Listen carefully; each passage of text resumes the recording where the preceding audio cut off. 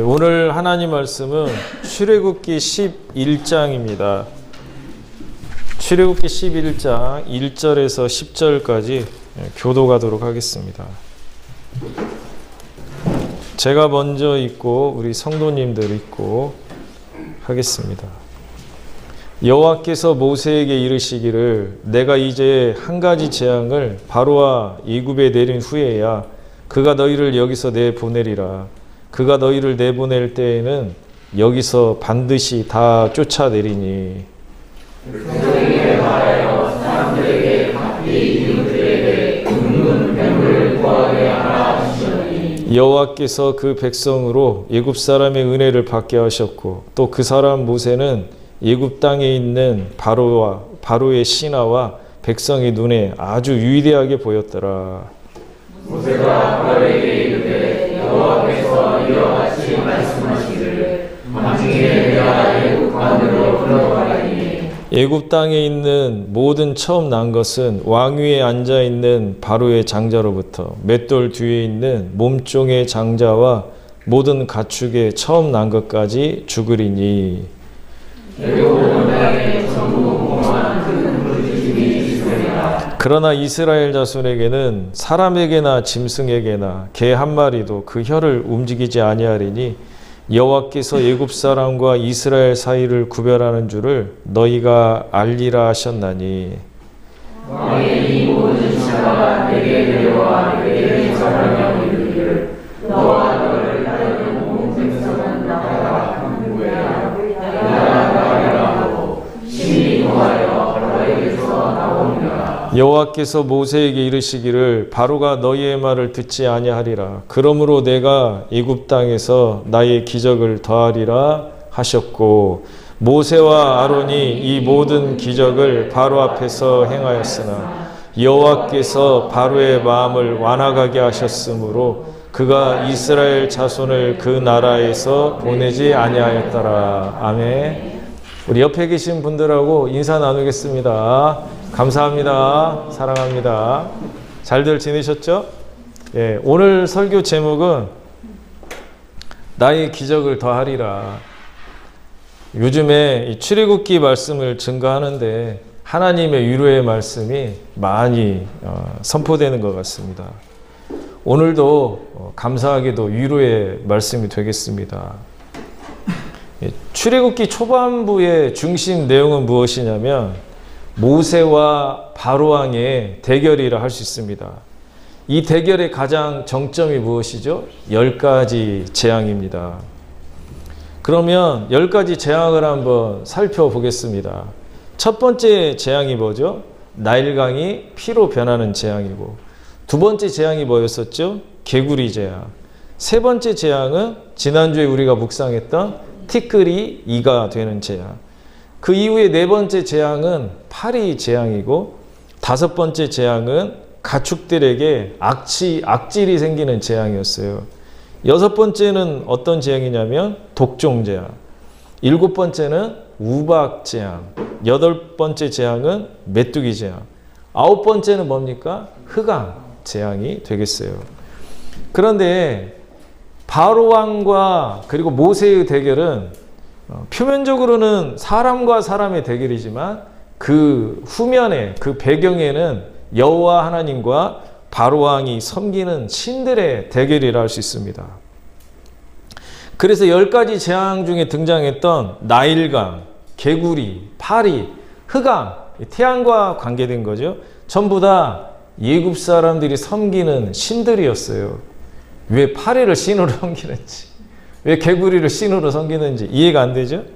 그래서 이 애굽의 신들과 여호와 하나님의 싸움인데, 하나님이 10가지 재앙을 통해 이 애굽의 신들을 무찌르고 이기시는 내용이 바로 출애굽기 말씀이라고 하는 겁니다. 그러면 우리가 한번 살펴봐야 될 것이 있어요. 어떤 거냐면 왜 그렇게 여호와 하나님과 애굽의 신들, 또 그들의 이 대변자라 할 수 있는 모세와 바로 왕이 그처럼 극렬하게 서로 싸우는가? 그 싸움의 이유가 어디에 있습니까? 이스라엘 백성들을 자기 소유로 삼기 위한 싸움이라고 하는 겁니다. 이스라엘 백성들을 바로 왕은 절대 놓아주려고 하지 않습니다. 그렇게 얻어맞으면서도, 하나님의 재앙을 그처럼 얻어맞으면서도 예구방 바로는 이스라엘 백성을 놓아주지 않아요. 자기의 고집을 꺾지 않습니다. 절대 안 놓아줍니다. 나라가 망하기 일보 직전인데도 절대로 이스라엘 백성을 놓아주려고 하지 않아요.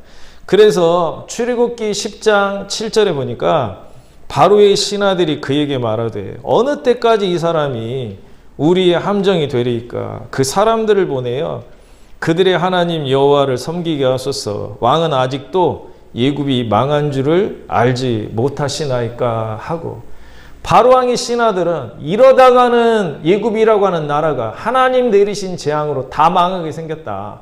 빨리 이스라엘 백성들을 놓아줍시다. 하지만 바로는 계속 고집을 피웁니다. 절대 놓아주지 않습니다. 왜 그렇죠?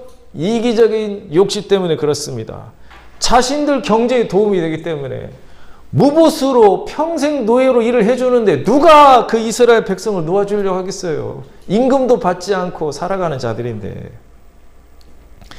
예굽의 경제의 풍성함이 지금 누구 때문입니까? 무보수로 일하는 히브리 노예들, 이스라엘 백성들 때문에 그렇다는 거죠. 이 노예들을 놓아주기가 이거 보통 심각한 일이 아닌 거예요. 절대로 노예들인 이스라엘을 놓아주려 하지 않습니다. 반면에 하나님은 왜 그렇게도 이스라엘 백성들을 바로왕의 손아귀에서 당신의 품으로 가져오려고 하십니까? 왜 10가지 재앙을 그렇게 행하시면서까지 이스라엘 백성들을 당신의 소유로 만들려 하시는 걸까요? 출애굽기 4장 22, 23절 한번 다 같이 읽겠습니다. 시작. 너는 바로에게 이르기를 여호와의 말씀에 이스라엘은 내 아들 내 장자라. 내가 내게 이르기를 내 아들을 보내주어 나를 섬기게 하라 하여도 내가 보내주기를 거절하니 내가 내 아들 내 장자를 죽이리라 하셨다 하라 하시니라. 하나님이 왜 그렇게 이스라엘을 당신 소유로 삼으려 하시는가? 이스라엘을 향해 하나님이 뭐하라 얘기하시냐면 내 아들, 내 장자라, 큰아들이라 얘기하시는 거예요. 그러니까 차이가 있죠. 바로왕은 왜 이스라엘 백성들을 놓아주려 하지 않습니까? 내 노예이기 때문에 부려먹어야 하니까 놓아주지 않으려 하고, 하나님은 어떻게 해서든지 이스라엘 백성을 해방시키려 하십니다. 왜 그렇죠? 하나님의 아들과 딸이기 때문에 그렇다고 하는 겁니다. 그러니까 이스라엘 백성들을 바라보는 시각이 다른 거예요. 바로왕은 노예일 뿐입니다. 경제에 도움이 되는 그냥 일회용품과 같은 존재가 바로 이스라엘 백성들이죠. 그러나 하나님 보실 때 이스라엘 백성들은 아브라함과 이삭과 야곱의 자손이고 그들에게 하나님은 가나안 땅을 주시겠다고 약속을 하셨어요. 그래서 하나님은 어떻게 해서든지 이스라엘 백성을 바로왕의 이 소유에서 당신의 소유로 옮기려 하십니다. 부려먹으려고 그러는 것이 아니고 복 주시려고 그렇게 하신다고 하는 거예요. 오늘날도 이처럼 치열한 영적 싸움이 바로 이 자리에서도 지금 펼쳐지고 있다고 하는 겁니다. 마귀는요, 절대 저와 여러분을 놓아주려고 하지 않아요. 노예로 부려먹으려고, 죄의 통로로 사용하려고 절대 저와 여러분을 놓아주려 하지 않습니다. 그러나 하나님은 저와 여러분을 어떻게 해서든지 당신의 소유로 만들려 하십니다. 왜 그렇죠? 우리는, 저와 여러분은 하나님의 아들과 딸이기 때문에 아들과 딸이 누려야 할 축복을 주시려고 하나님이 우리를 간섭하시면서 부르신다고 하는 겁니다. 이 예굽의 신들의 이 대변인, 통로가 누구죠? 바로왕이죠. 마귀의 통로가 누굽니까? 바로왕이에요. 마귀가 바로왕을 통해 그의 모든 것을 이렇게 흘러보낸다 하는 겁니다. 바로왕을 통해 무엇이 흘러나옵니까? 더럽고 추한 것들이 쏟아져 나옵니다. 두려움, 분열, 증오와 복수와 음란과 시기와 질투, 낙심, 체념, 우상숭배, 귀신숭배, 폭력과 살인이 바로를 통해 흘러나오는 거예요. 왜냐하면 바로왕은 마귀의 통로이기 때문에 그렇습니다. 그래서 이 더럽고 추한 것들과 폭력과 두려움으로, 낙심과 체념으로 이스라엘 백성을 자기가 이렇게 싸잡고 있는 것이지요. 이스라엘 백성들은 두려워서 못 빠져나갑니다. 쾌락이 좋아서 못 빠져나가는 거예요. 그리고 귀신의 경매에서 못 빠져나갑니다. 시기와 질투 때문에 못 빠져나갑니다. 계속 마귀의 손 안에 있습니다. 유혹과 잔인함으로 마귀는 바로왕을 통해 이스라엘 백성을 붙잡고 있는 거죠. 하지만 하나님은 누구를 통해 일하십니까? 모세를 당신의 통로로 삼아 일하신다고 하는 거죠. 모세를 통해 하나님의 성품이 쏟아져 나옵니다. 무엇이 쏟아져 나옵니까? 빛과 사랑과 공의, 소망, 감사, 능력, 지혜와 겸손과 온유함, 절제와 용서와 섬김이 계속 흘러나오는 거예요. 그러니까 지금도 영적인 싸움이 이 시간 이곳에서도 있다고 하는 거예요. 세상은 자꾸 마귀의 이 속성을 쏟아 붓습니다. 그러나 교회에서는 하나님의 거룩함이 계속 생수가 흘러나오고 있어요. 하나님의 거룩한 생수와 하나님의 임재가 세상을 이기면은 그 땅 가운데는 샬롬이 존재하지만 교회에서도 썩은 분이 나오고 교회에서도 시기와 질투와 그리고 불평과 불만과 두려움이 쏟아져 나오면 그건 하나님 백성이 아니고 마귀의 소유라고 하는 겁니다. 때문에 우리는 이 치열한 영적 싸움에서 우리가 마귀의 손아귀를 벗어나 하나님의 소유가 되기를 간절히 소망하셔야 되는 거예요. 아멘. 하나님은 모세에게 오늘 말씀 보니까 출애굽기 11장 1절에 이렇게 말씀하십니다. 여호와께서 모세에게 이르시기를 내가 이제 한 가지 재앙을 바로와 이굽에 내린 후에야 그가 너희를 여기서 내보내리라. 그가 너희를 내보낼 때에는 여기서 반드시 다 쫓아내리니. 하나님이 마지막 10번째 재앙, 마지막 강력한 한 방을 준비하고 계시다는 말씀이죠. 9번째 재앙을 내려도 바로왕이 말을 듣지 않고 이스라엘 백성을 여전히 자기 손에 붙잡아 두었다고 하는 겁니다. 그런데 하나님이 약속하시는 거예요. 이제 한 방을 내가 때린다.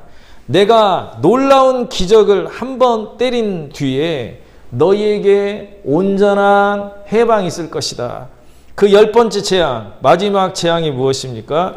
출애굽기 11장 4절에서 6절 보니까 모세가 바로에게 이르되 여호와께서 이와 같이 말씀하시기를 밤중에 내가 애굽 가운데로 들어가리니 애굽 땅에 있는 모든 처음 난 것은 왕위에 앉아 있는 바로의 장자로부터 맷돌 뒤에 있는 몸종의 장자와 모든 가축의 처음 난 것까지 죽으리니 애굽 온 땅에 전무후무한 큰 부르짖음이 있으리라. 아멘. 어떤 재앙입니까? 10번째 재앙은 애굽의 모든 장자가 죽는 재앙입니다. 애굽의 귀족이나 애굽의 종들의 처음 난 아들들은 다 죽습니다. 심지어 모든 가축의 첫 새끼도 다 죽습니다. 그래서 애굽 땅에 전무후무한 큰 슬픔과 고통스러운 부르짖음이 있을 것이다. 이 일을 통해 이제 이스라엘은 해방이 될 거라는 겁니다. 하나님은 완벽하게 승리하신다는 겁니다. 그래서 오늘 말씀 11장 9절에 보니까 여호와께서 모세에게 이르시기를 바로가 너희의 말을 듣지 아니하리라. 그러므로 내가 애굽 땅에서 나의 기적을 더하리라 하셨고, 따라서 해주세요. 나의 기적을 더하리라. 나의 기적을 더하리라. 최종적인 기적입니다. 하나님이 준비해 두신 마지막 한 방이 바로 10번째 재앙, 장자의 죽음이라고 하는 재앙입니다. 왜 하나님은 늘 우리가 출애굽기를 볼 때마다 갖는 의문입니다. 왜 하나님은 처음부터 그렇게 한 번의 일을 해결하지 아니하시고 자꾸 과정을 통해 마지막에 승리를 준비하시는가? 왜 10번째 재앙을 그냥 처음 한 번 딱 그걸 첫 번째 재앙으로 했으면 10번째 재앙, 장자 죽음의 재앙을 첫 번째 재앙으로 했으면 일이 다 끝났을 텐데 왜 하나님은 9번까지 왔다가 10번째 이 재앙을 행하시는 걸까요? 그런 의문이 들지 않습니까? 좀 왜 하나님 이렇게 하실까? 그런데 제 친구를 통해, 제 친구 목사님을 통해 하나님이 이런 계획을 가지고 계셨겠구나 하는 그러한 힌트를 얻게 됐어요. 신대원 때부터 알고 지낸 친한 친구가 있습니다. 이 친구는 참 불행한 환경 속에서 성장한 친구예요. 이 친구는 아버지가 어렸을 때 자살을 하신 분입니다. 그래서 어머니가 5남매를 다 키우셔야 했어요. 제 그 어머니를 아는데 아주 조그마한 분이십니다. 그런데 아침부터 나가서 일을 해야 되니까 5남매 먹이려면 그냥 안 도망간 것만 해도 대단한 거죠. 5남매를 다 혼자 키우셨어요. 그리고 이 친구도 돈을 벌어야 하니까 고등학교 졸업한 다음에 외항어선을 타고 그냥 그 배 타고 나가서 돈을 벌어왔어요. 배 타면서 엄청 고생했더라고요. 배 타고 그 안에 일하는 일이 보통 일이 아니던데. 그런데 그 번 돈으로 또 대학을 졸업하고 이제 신학대학원에 입학을 해가지고 교회를 개척하게 됐어요. 그래서 그 친구가 교회를 개척한 지 한 15년 됐는데 지난번에도 한 말씀 드렸을 거예요. 몇 년 전에 한 300명 정도 모여요. 교회가. 교회 건축을 또 앞두고 있습니다. 대단한 거죠. 서울에서 300명은 정말 대단한 거예요. 그런데 이 친구가 언제 전주에 한번 내려와 가지고 모처럼 이야기를 하게 됐습니다. 저한테 이렇게 물어보는 거예요. 그 친구가 뭐라고 물어보냐면, 목사님 삼국지 읽어보셨어요? 그러고 저한테 삼국지 읽어봤냐고. 저 초등학교 때 다 읽었죠. 얇은 책도 읽어봤고 두꺼운 책도 읽어봤고 만화로 된 삼국지도 읽어봤다고 그렇게 얘기를 했어요. 그랬더니 이 친구가 뭐라고 얘기했냐면 자기는 최근에야 삼국지를 읽었다는 거예요. 나이 55세에 삼국지를 읽었다는 겁니다. 혹시 이 중에 삼국지 안 읽어본 사람 있으세요? 예? 55세에 삼국지를 읽었다는 거예요. 저는 좀 멍해지더라고요. 아니, 그동안에 삼국지를 한 번도 진짜 안 읽었을까? 그런데 이 친구는 이것보다 더 충격적인 이야기를 저한테 하는 거예요. 어떤 얘기를 하냐면 자기는 삼국지를 읽으면서 눈물을 흘렸다는 거예요. 눈물을 흘리면서 삼국지를 읽었대. 이것도 충격이더라고. 도대체 삼국지를 읽다가 눈물을 왜 흘릴까? 이 중에 혹시 삼국지 읽다가 눈물을 흘린 분 계세요? 그냥 물어봤어요. 도대체 삼국지를 왜 그렇게 늦게 읽고 또 삼국지를 읽으면서 왜 눈물을 흘려요? 좀 이해가 안 된 표정으로 얘기했더니 이 친구가 이렇게 얘기하는 겁니다. 자기가 성장할 때 공부하라고 말하는 사람이 없었다는 거예요. 잔소리하는 사람이 없었대. 이 책 읽어봐라, 저 책 읽어봐라 말하는 사람이 없었대. 왜냐하면 어머니는 바로 일하러 나가야 되니까. 아버지는 돌아가셨고 그냥 놀게 바빴다는 거예요. 그런데 이 친구가 어머니가 너무 돈 버시는데 바쁘고 그러다 보니까 책 읽을 기간을 놓쳐버린 거죠. 제가 말했어요. 그건 그렇고 삼국지를 읽다가 왜 눈물을 흘려요? 그랬더니 이 친구가 이렇게 얘기하는 겁니다. 제갈 공명이 유인책을 쓰는 장면에서 눈물을 흘렸다는 거예요. 이해가 안 가. 제갈 공명이 총나라 군대가 약하니까 강력한 오나라나 위나라 군대를 맞이할 때 어떻게 합니까? 계속 끌어들여요. 머리를 써서 이겨. 계속 끌어들입니다. 계속 일부러 져줘가지고 끌어들여요. 끌어들여가지고 한 방에 해결하는 내용들이 많이 나와. 삼국지에 그렇잖아요. 이걸 보면서 눈물을 흘렸다는 거예요. 왜 눈물이 나와? 이것 때문에. 이 친구가 이렇게 얘기하는 거예요. 뭐라고 얘기하냐면 자기 인생이 생각나서 그랬다는 거예요. 그리고 하나님의 은혜가 생각나서 울었다는 거예요. 어떤 얘기냐면 자기 인생은 늘 마귀에게 얻어 터지는 인생 같았는데 하나님이 막판에 연장시켜 주셔가지고 하나님의 은혜가 생각나고 또 성경 말씀이 생각나고 삼국지를 읽을 때마다 내 인생도 그렇구나. 하나님이 자꾸 마귀를 안쪽으로 끌어들여가지고 막판에 역전을 시키시는구나. 우리 인생 가운데에 이런저런 고통을 주시는 것은 마귀가 일하도록 하나님이 내버려두지만 결국은 하나님이 최종의 대역전을 하시기 위해서 사랑하는 당신의 자녀들에게 고통을 허락하시는구나. 이걸 느꼈다는 거예요. 저와 여러분은 어떻습니까? 저와 여러분의 삶도 결코 이러한 삶에서 예외가 아닌 것 같습니다. 우리도 하나님을 믿지만 어렸을 때부터 교회 다녔지만 내 삶 속에 이런저런 실패와 고통이 있었음을 우리가 다 알고 있지 않습니까?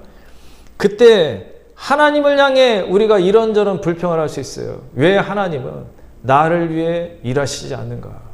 그러나 하나님은 대역전을 준비하고 계시다고 하는 겁니다. 우리에게 고통을 주시고 실패를 허락하시고 삶의 어려움을 주시는 이유는 막판에 뒤집기 위해서 마귀가 활동하도록 잠시 허락하신 것에 불과하다고 하는 거예요. 그래서 아까 우리가 읽었지만 출애굽기 11장 9절에 여호와께서 모세에게 이르시기를 바로가 너의 말을 듣지 아니하리라. 그러므로 내가 애굽 땅에 나의 기적을 더하리라 하셨고, 하나님이 준비한 마지막 기적이 우리 인생 앞에 펼쳐져 있다고 하는 겁니다. 하나님은 당신의 아들과 딸인 저와 여러분이 복받기를 원하시는 아멘. 분이세요. 마귀의 노예로부터, 죄의 종으로부터 벗어나서 죄가 끌고 다니는 대로 살아가는 우리 인생이 아니고 하나님이 인도하시는 대로 살다가 결국은 이 땅에서 주님과 동행하고 죽어서는 천국 가기를 원하시는 것이 하나님 사랑입니다. 그런데 하나님 아시죠? 마귀가 절대로 저와 여러분을 쉽게 놓아주지 않을 것을 아십니다. 바로왕이 이스라엘 백성을 필사적으로 붙잡아 두려고 했던 것과 똑같다고 하는 거죠. 때문에 하나님은 하나님을 향해 발걸음을 옮기는 자를 위해 놀라운 기적을 준비하고 계시다고 하는 겁니다. 출애굽기 11장 10절에 보니까 모세와 아론이 이 모든 기적을 바로 앞에서 행하였으나 여호와께서 바로의 마음을 완악하게 하셨으므로 그가 이스라엘 자손을 그 나라에서 보내지 아니하였더라. 완악하게 하다, 이 말은 단단하게 하다 이런 뜻이에요. 그러니까 무슨 뜻이냐면 하나님이 바로 왕이 자기 마음대로 하도록, 지 마음대로 하도록 잠시 내버려 두셨다 이거예요. 마귀가 우리를 건드리도록, 마치 욥의 신앙을 보고 마귀가 시기 질투하여 그를 시험하고 그를 굉장히 고통당하게 했던 것처럼 하나님 뜻 안에서 마귀가 우리를 공격하도록 하나님 잠시 내버려 두실 때가 있다는 겁니다. 우리에게 병을 주실 때도 있고, 우리가 죄에 넘어져 허우적거리게 하실 때도 있고, 물질의 어려움을 당하게 하실 때도 있고, 사람들 앞에 깊은 수치와 고통을 당하게 하실 때도 있다고 하는 거예요. 하나님의 큰 계획 속에서 바로왕의 마음을 완악하게 하신 것처럼 마귀가 활동하도록 잠시 우리를 괴롭히도록 내버려 두실 때가 있다고 하는 겁니다. 왜 그렇죠? 하나님이 대역전을 행하기 위해서 끌어들이는 거예요. 마귀를 당신의 그 도구로 삼아가지고 우리에게 고통을 주는 존재로 만드셔가지고 고통 가운데 소망이 없어 보이고 그리고 앞날이 없어 보이는 우리를 하나님이 대역전시키심으로 말미암아 하나님이 영광을 받으시기 위해 잠시 우리에게 고통과 두려움과 절망과 낙심을 허락하신다고 하는 겁니다. 하나님이 원하시는 것은 단지 이스라엘 백성들이 예굽을 탈출하는 정도만 원하시는 것이 아니에요. 완벽한 축복, 놀라운 축복이 바로 출애굽이 되도록 하나님이 계획을 하셨다고 하는 겁니다. 그래서 오늘 말씀에 보니까 출애굽기 11장에 보면 2절 3절에 한번 다 같이 읽겠습니다. 시작. 백성에게 말하여 사람들에게 각기 이웃들에게 은금 패물을 구하게 하라 하시더니 여호와께서 그 백성으로 애굽 사람의 은혜를 받게 하셨고 또 그 사람 모세는 애굽 땅에 있는 바로의 신하와 백성의 눈에 아주 위대하게 보였더라. 아멘. 하나님은 단지 첫 번째, 두 번째 재앙을 통해 이스라엘 백성들이 출애굽하기를 원하시지 않았다고 하는 거예요. 하나님은 출애굽하는 이스라엘 백성들에게 놀라운 복을 주시도록 결정적인 마지막 재앙은 남겨두시고 9번째 재앙까지 내리셨다고 하는 겁니다. 왜 하나님이 당신의 그 축복을 지체하셨습니까? 이스라엘 백성들에게 물질의 복을 주시기 위해서 그랬다고 하는 거예요. 이스라엘 백성들은 예굽에서 무부수로 이래 있잖아요. 그런데 첫 번째, 두 번째 재앙 가운데 바로왕이 아니 나가라! 나가버려! 그러면 돈 못 받고 나오잖아요. 그렇잖아요. 돈 못 받고 나오잖아요. 선심 쓰는 것 같으니까. 그런데 9번째 재앙, 10번째 재앙까지 엄청 애굽 사람들이 두들겨 맞았어요. 말 징그럽게 안 들었어. 10번째 재앙 맞고 이스라엘 백성들이 탈출하게 되는데 하나님이 모세에게 얘기합니다. 이스라엘 백성들로 하여금 애굽 사람들에게 은금 패물을 구하도록 해라. 나 지금까지 일한 보수 주시오. 나 지금까지 일한 대가를 갖고 나가야겠어. 그러니까 애굽 사람들이 어떻게 한다는 겁니다. 주면서 이렇게 이야기한다는 거죠. 얼른 나가라. 이것 먹고 얼른 떨어져라. 이렇게 된다는 겁니다. 하나님은 우리에게 복 주시기 위해서 이처럼 우리의 고통을 잠시 허락하실 때가 있다고 하는 겁니다. 또 왜 하나님은 10번째 재앙까지 결정적인 한 방을 준비하면서 자꾸 이스라엘 백성들로 하여금 그 축복을 지체하도록 하셨을까? 모세 때문에 그렇다는 겁니다. 오늘 말씀 11장 3절에 보니까 그 사람 모세는 애굽 땅에 있는 바로의 신하와 백성의 눈에 아주 위대하게 보였더라. 아니 생각을 해보세요. 모세의 신하와 애굽 백성들은 누가 위대하게 보여야 합니까? 누가 위대하게 보여야 하죠? 바로왕이 위대하게 보여야 되죠. 그런데 10가지 재앙까지 오면서 어떤 역전이 벌어지기 시작하냐면 신의 아들로 떠받들림을 당했던 바로왕은 추락하고 양측에 불과하지만 하나님의 종 모세는 어떻게 됩니까? 그의 믿음과 그의 신앙과 그의 위대함이 점점 높아져 가지고 모세를 바라보는 예굽의 신하와 백성의 눈에 모세는 아주 위대한 영웅의 모습으로 보였더라. 이것이에요. 사랑하는 성도 여러분, 하나님은 다 계획을 갖고 계시다니까요. 문제는 내가 환난과 고통 가운데 앞날을 알지 못한 두려움 가운데도 소망을 잃어버리면 안 됩니다. 말 조심하세요. 제발 말 조심하세요. 그 사람이 하나님의 소유인지 마귀의 소유인지는 그 말을 들어보면 알 수 있어요. 매일같이 죽겠다. 못 살겠다. 당신 때문에 내가 지금 이 모양 이 꼴이다. 당신 때문에 내가 정말 나 죽는 일밖에 안 남았다. 미치겠다. 그래도 정말 미치면 어떻게 하려고 그래? 미치겠다. 못 살겠다. 그래서 자식들한테 짜증내고 화만 내고 매 우울한 인생. 나는 소망이 없어. 나는 끝났어. 저는 제 친구 목사님이 그 얘기를 하더라고요. 아까 말씀했던 그 목사님 말고 다른 목사님 사모님이 그런다는 거예요. 뭐라고 얘기했냐면 있을 때 잘해 그렇다는 거예요. 있을 때 잘해 그런다는 거예요. 도망가겠다는 말인지 죽겠다는 말인지 그런 얘기를 왜 하냐고. 도대체 왜 합니까? 도대체 있을 때 잘하라는 말을 뭐 죽겠다는 말을 뭐 잘하는 거 왜 그 얘기를 왜 하는 거야 도대체. 소망 없는 말을 하고 불평 불만의 말을 하고 두려움의 말을 하는 것은 그 사람이 지금 누구의 소유라고 하는 겁니까? 마귀의 소유라고 하는 거예요. 하지만 하나님의 일하심을 이야기하고 기적을 경험하고 그리고 하나님 앞에 놀라운 믿음을 계속 갖고 더 잘 될 거야. 항상 우리 마음 가운데 하나님이 너를 복 주실 거야. 너는 잘 될 거야. 아멘. 너는 결코 실패하지 않을 거야. 하나님이 도와주실 거야. 이런 이야기를 계속하는 사람은 하나님의 일하심을 기대하는 사람이고 하나님의 놀라운 대역전의 기적을 갖고 계심을 인정하는 자니 이러한 자가 어떻게 된다고 하는 겁니까? 이제 믿지 않는 자들 가운데서 탁월한 신앙의 성숙함과 그리고 영적인 용기로 사람들 앞에 위대하게 보인다고 하는 거예요. 고난과 환난이 없으면 그 사람이 위대한지 위대하지 못한지 나타나지 않습니다. 또 하나님은 모세를 통해 바로 왕에게 다음과 같이 경고하시죠. 출애굽기 11장 6절부터 7절에 보니까 애굽 온 땅에 전무후무한 큰 부르짖음이 있으리라. 그러나 이스라엘 자손에게는 사람에게나 짐승에게나 개 한 마리도 그 혀를 움직이지 아니하리니 여호와께서 애굽 사람과 이스라엘 사이를 구별하는 줄을 너희가 알리라 하셨나니. 왜 10번째 재앙까지 와야 합니까?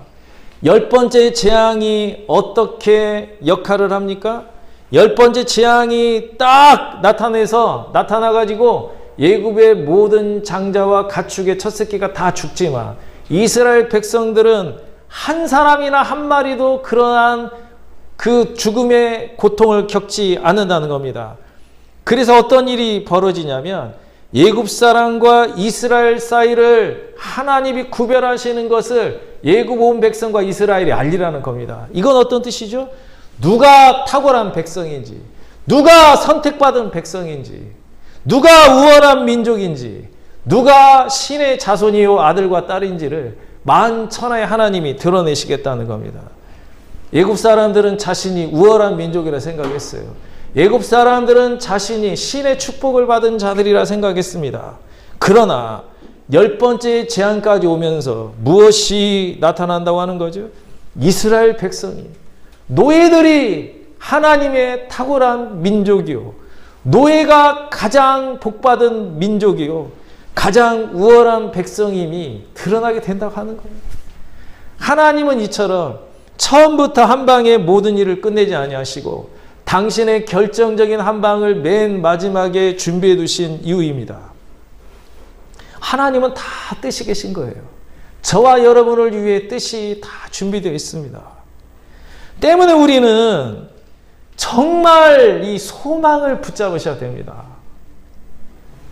지금 이 시대에 누가 믿음의 사람인지 아닌지가 결정이 나는 때입니다. 이때를 잘 통과하셔야 됩니다. 이때를 믿음으로 잘 통과하면 하나님의 놀라운 축복을 경험하지만 세상이 두렵고 세상이 너무너무 무서워 주저앉는 자는 그들은 주님의 놀라운 복을 경험할 수 없게 된다고 하는 겁니다.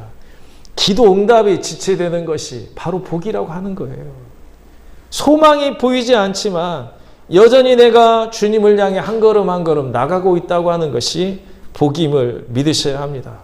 하나님은 더 큰 물질의 복을 주시려고 우리의 믿음과 선한 성품을 만천하에 드러내시려고 하나님께서 영광 받으시려고 마지막 한 방을 맨 끝자락에 준비하고 계시다고 하는 겁니다.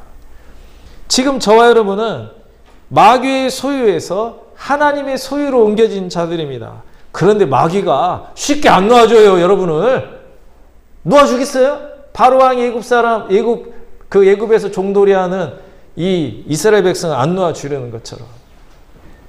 때문에 우리는 이 마귀의 극렬한 저항과 위협 속에서도 하나님의 기적을 베푸실 것을 믿고 하루하루 감사와 기쁨과 순종으로 사셔야 한다고 하는 거예요. 죽겠다는 말씀 하시지 마세요. 내가 이러다 오래 못 산다는 말씀 절대 하지 마세요. 있을 때 잘해, 그런 얘기 절대 하시면 안 됩니다. 억지로 자동차에 탈 수 있어요. 그렇죠? 억지로 자동차에 탈 수 있어요. 어떻게 탑니까? 차 키가 없어도 망치로 창문을 부수고 운전할 수 있다니까요. 들어갈 수는 있죠. 그리고 문짝을 이런저런 도구로 제끼고 그 차 안에 들어갈 수 있어요. 그러나 자동차 키가 없으면 차를 움직일 수가 없어요. 하나님은 마지막 한 방을 준비하고 계시죠. 차 키를 준비하고 계세요. 차 키를 우리가 갖게 되면 자동차를 안전하게 열고 차가 망가지지도 않을 뿐만 아니라 차가 움직이게 된다고 하는 겁니다. 때문에 우리는 내가 원하는 도구를 하나님께 구하면 안 돼요. 하나님 망치 주세요.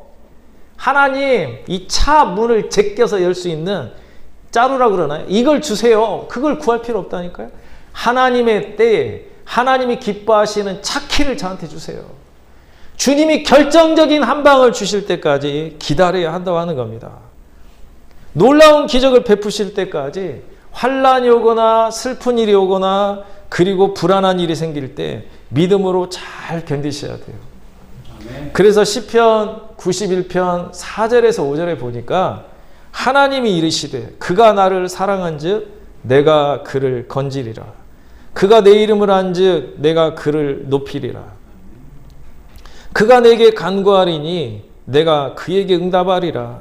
그들이 환난 당할 때에 내가 그와 함께하여 그를 건지고 영화롭게 하리라. 여기 보니까 하나님 백성들도 역시 환난을 당한다는 겁니다. 하나님의 소유된 이스라엘 백성들도 환난을 당한다는 겁니다. 그런데 환난 당하는 백성들 가운데 누가 복을 받습니까? 그가 나를 사랑한즉 내가 그를 건지리라. 하나님을 여전히 사랑하는 사람. 그가 내 이름을 안즉 내가 그를 높이리라. 하나님을 알아가는 자. 하나님의 신실하심, 하나님의 거룩하심, 하나님의 사랑을 아는 자. 그들에게 하나님은 응답한다. 그리고 그가 내게 간구하리니 내가 그에게 응답하리라. 기도하는 자. 내가 마귀의 소유인지 하나님의 소유인지는 그 사람이 기도하는지 예배하는지 보면 알 수 있다고 하는 겁니다. 기도를 여전히 쉬지 않는 자는 하나님의 소유예요. 그러나 조금 기분 틀어지는 일이 있다고 예배를 멈춰버리고, 조금 슬픈 일이 있고 복잡한 일이 있다고 기도 멈춰버리고, 조금 어려운 일 생긴다고 말씀 안 봐버리면 그 사람은 마귀의 소유. 언제 빠져나갈 겁니까? 바로 하나님 앞에 우리의 믿음을 보여드릴 그때가 환난의 때라고 하는 거예요. 이때 우리가 주님을 더 사랑하고 주님을 더 알고 주께 간구할 때에 하나님이 우리를 환난 가운데서 건지고 영원롭게 하신다는 것을 믿으시기 바랍니다. 아멘. 최종 승리를 얻기 전까지 우리는 환난을 당합니다.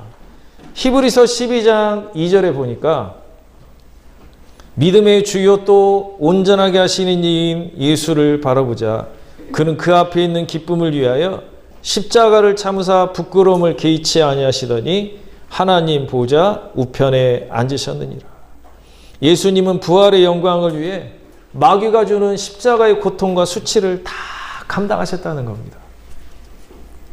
여러분, 부활의 영광 가운데 들어가려면 우리는 십자가의 고통을 통과해야만 합니다. 하나님이 아들 예수를 위해서 준비하신 결정적인 최종적인 기적 한 방이 무엇입니까? 부활이죠. 왜 하나님은 아들 예수가 죄 없이 십자가에서 고통당하시는 것을 내버려 두셨습니까? 왜 예수님이 마귀에게 그처럼 험난한 고통을 당하는 것을 보고만 계셨습니까? 바로 하나님은 마지막 한 방을 준비하고 계시기 때문에 그렇죠.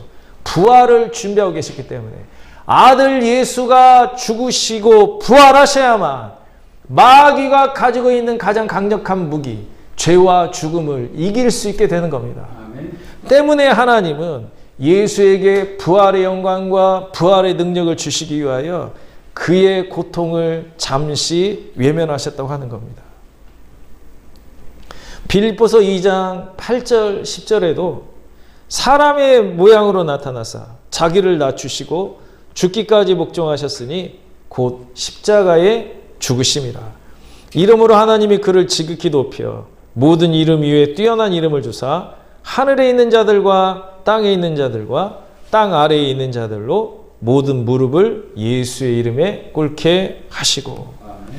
주님이 십자가에서 복종하고 죽으시자 어떤 일이 벌어졌습니까? 하나님이 그를 부활의 능력으로, 하나님이 준비하신 놀라운 기적으로 그를 다시 살아나게 하사 모든 이름 위에 뛰어난 이름을 주고 예수의 이름이 온 천하 만물 앞에 드러나도록 예수의 희생과 십자가와 섬김과 겸손이 만천하에 드러나도록 하셨다고 하는 겁니다. 성도 여러분, 때문에 여러분이 환난을 당할 때 온유하셔야 됩니다.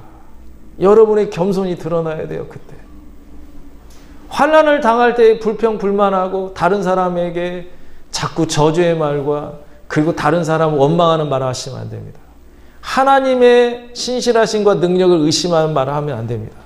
하나님이 환난을 통과하게 하시고 십자가를 이렇게 우리에게 주시는 것은 우리의 선한 성품이 드러나도록 하시기 위해서 그렇다고.